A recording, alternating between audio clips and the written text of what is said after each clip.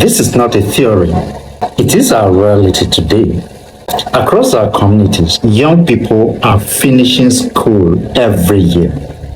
They come out ready with certificates, with skills, with expectations. But what happens next? They wait. You see it everywhere.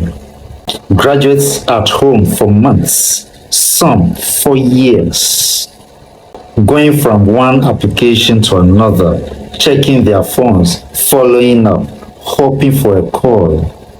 But nothing changes. And over time, that waiting begins to cost something. First, it costs the individual himself. Confidence begins to drop. Skills are not used. Energy is wasted. You begin to see capable young people doing nothing. Not because they don't want to work, but because there is no clear pathway. Then the cost moves to the community. Look around. How many small businesses are growing? How many local enterprises are being built? Very few. Because the people who should be driving that growth are waiting. And when people are not productively engaged, other things begin to happen. Idleness increases, frustration grows, in some cases, crime begins to rise. Not always because of intention, but because of lack of direction. At the same time, movement increases.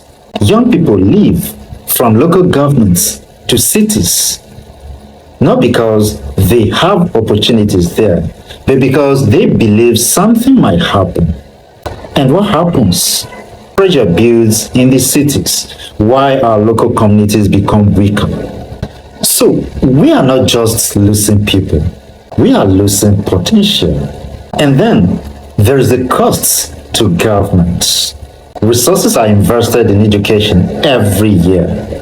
If those educated are not engaged, not productive, not contributing, then the system is not complete. This is a reality we are facing today. Education is happening, but connection to enterprise is missing. And until that connection is built, the cost of waiting will continue. But it does not have to continue.